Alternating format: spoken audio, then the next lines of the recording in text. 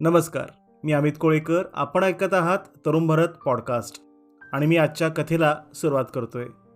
आज जनसामान्यामध्ये कुठे ना कुठेतरी प्रत्येकाच्या मनावर एका प्रकारचे दडपण आलेले आहे.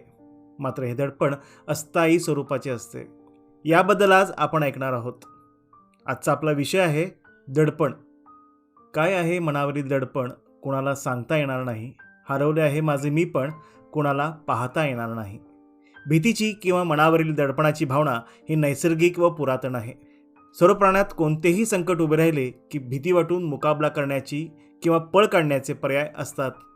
परिस्थिती, सामर्थ्य, बलाबल पाहून जो तो पर्याय निवडला जातो. काही लोक आपल्या विकारांना शारीरिक आजारांचे रूप अजाणता देत असतात.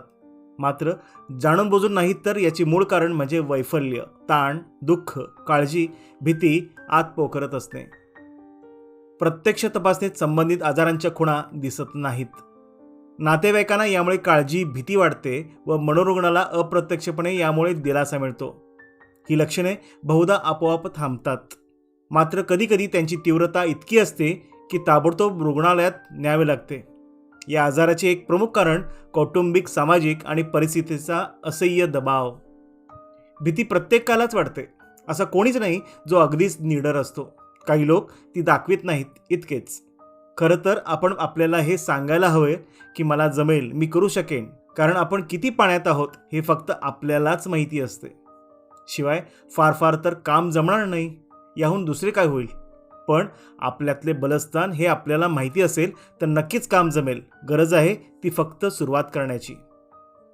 कोणतीही आव्हानात्मक परिस्थिती समोर उभी राहिली की भीती वाटते. जुन्या स्मृती, बातम्या, कल्पना, अपघातासारख्या घटनांनी मनात भीतीचा शिरकाव होतो. भीतीचे शरीरावरही परिणाम होतात.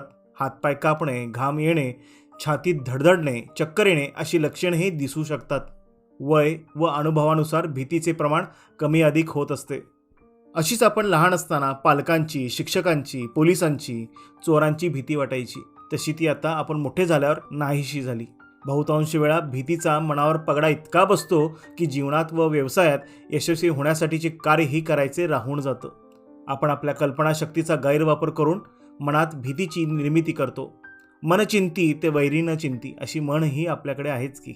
भीतीवर उपाय काय? तर जेव्हा व ज्याची भीती वाटते त्या गोष्टीविषयी माहिती मिळवून त्याचा सांगोपांग विचार करून एकतर भीती मनातून काढून टाकणे किंवा परिस्थिती आलीच तर तिचा मुकाबला कसा करायचा याचा आराखडा तयार करून त्यावर कृती करणे. कर नाही त्याला डर कशाची? चुकीचे काहीच केलेले नसेल. स्वतःमधली कार्यशक्ती पुरेपूर विकसित केली असेल, आत्मविश्वास असेल आणि मुख्य म्हणजे अज्ञानाला जागा नसेल तर भीती जाणवणारच नाही. आचरण, नीतिनियमांचे उल्लंघन केले नाही तर विचारपूर्वक चारही बाजूनी व्यवस्थित अभ्यास करून पावले उचलली तर आकस्मिक परिस्थिती उद्भवण्याची भीती राहणार नाही. म्हणून या संघर्षासाठी असे म्हणावे लागेल की आपुलकीची साथ हवी, अबोल शब्दांची गाठ हवी, नात्यांच्या बंधनात संवादाची नाळ हवी. मित्रांनो, जर तुम्हाला ही गोष्ट आवडली असेल तर शेअर जरूर करा. भेटूया पुढच्या वेळी. तोपर्यंत धन्यवाद.